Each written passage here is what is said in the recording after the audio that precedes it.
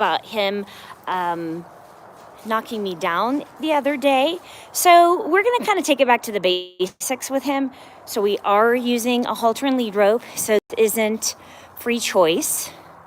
But all we're doing is asking him to move around with some cones and practice some obedience and allow our volunteers the opportunity to practice a little safe horse handling, which we do need to have you change.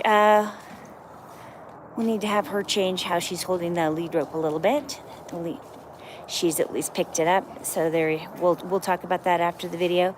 But let's just observe how she's handling him, and what are your thoughts on his behavior towards her, and also how much he's touching her, and how much you should let your animals touch you. So that's a really important thing that we always need to talk about, because allowing your animals to physically touch you, whether it's a dog or a cat or a horse, is a really big training moment. You may not realize that, but you're actually training how much pressure that you want them. You don't always want your cat to come and stand on your keyboard and stick its stinky booty in your face. It's unsanitary, and it is something that you have the right to manage and recognize that if your cat is doing that, what that cat is saying about you and its relationship with you. So we're just practicing, these two are just practicing a little bit of basic maneuvering, okay? I mean, this horse is broke to ride, has been to big convention centers and been ridden bitless with no issues whatsoever. So doing some leading around some cones is definitely not something that is hard or difficult or new for him. He's about 5 years old. And so right now he's basically saying, I don't want to walk anymore. I'd like to touch this cone. So now you can either go the other way, or you could, now you know he's ready to ride. Okay. So you could go over to his shoulder and kind of put your arms around his neck and just kind of like feel him out on how he would behave if you were to actually just swing up on him right now. Because like ultimately, isn't that what we would love to do? Yeah. Good. Perfect. And so, yeah, so just really practice putting a little more weight. See, now he's walking, so now walk. Good. Perfect. All of a sudden, we're back to walking again. So that's how that works with positive reinforcement. You're always going to be doing two different things at once, so that you have something to shift to another lesson, at least two things at once, maybe more, depending on how advanced your animal is. But the most important thing is don't let him practice not responding. Right, so if he doesn't respond, we have to either quickly change direction. You can take him out if he wants to, but we'll see if he's really wanting to expend energy. Ooh, so don't allow that. Don't allow that. Don't allow that. Don't allow that. Don't allow that. There you go. There you go. Thank you.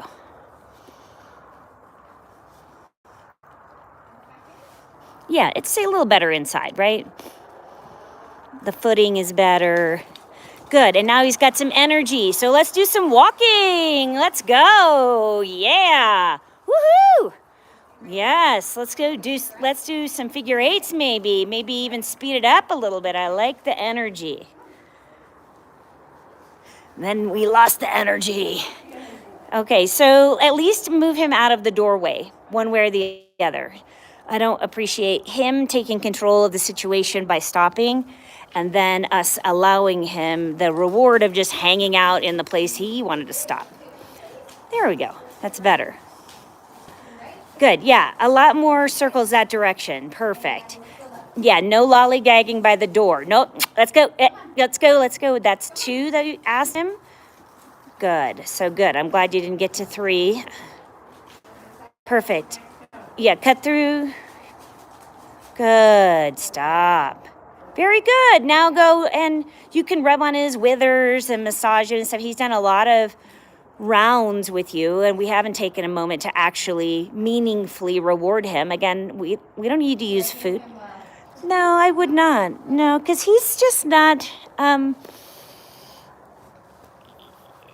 he's fussing too much with you to get a food reward. So we don't want to use food unless we have a nice calm. Yeah, we just need to practice being a little more calm. Good. Okay, and don't let him touch you so much. Don't let him touch you, because that is him really taking control of the narrative when he's touching you, especially with his teeth. You ready to go again? Yeah. Let's go this way. Let's see what happens. Good. You go the other way. Go this way. He wants to play with the cones. He doesn't want to do any more walking. So we can do a little of that, but let's do it when it's our idea, not his idea. So we need to do some more walking or something else before we earn the ability to change and play a different game. And Right. he's doing this. What do we do? I want you to just be a little bit more assertive in not allowing that. We're not gonna Yes. do that. Come. Yeah, turn closer to his shoulder. Go walk closer to his shoulder. Turn him tighter. Try to go that way. Use your eyes. Pull him in a tighter circle. So that's too big of a circle. Tighter, tighter. Turn him circle again. Tighter, tighter. Go right back towards that door. Now walk down that way. There you go. You guys got unstuck. And you took the narrative again. So now I want you to stop by that cone. Okay. Pass the cone. Good. Perfect. And don't let him touch you so much. So let me show you. Let me have the lead rope, and I'm gonna have you take this. Okay. Okay, so first of all, I'm always gonna have my elbow right here at his shoulder for my safety. My hand is gonna be about 1.5 feet away from the lead rope, and that's where I want it to stay most of the time. I'm gonna have 2 loops just like that are right here. This is my correct position that I wanna be in at all times. Notice he's not fussing with me. He's not trying to put his teeth on me. He's not trying to do anything. He's not walking, but he's certainly not trying to mouth me like he was. And so if he starts to look at me, I'm going to defend my space. This is my safety circle. I'm going to defend it. That's the second time he's trying to come in. So he's coming in, but his head's too high. So I can't have that. So we need to move on to something else. I'm going to, for my own protection, let's see if we can walk off.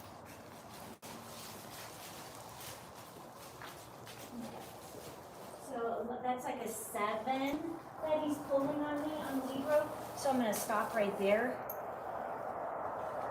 And we're done here. We're not going to practice that. So we're done. So let's get on out. Okay.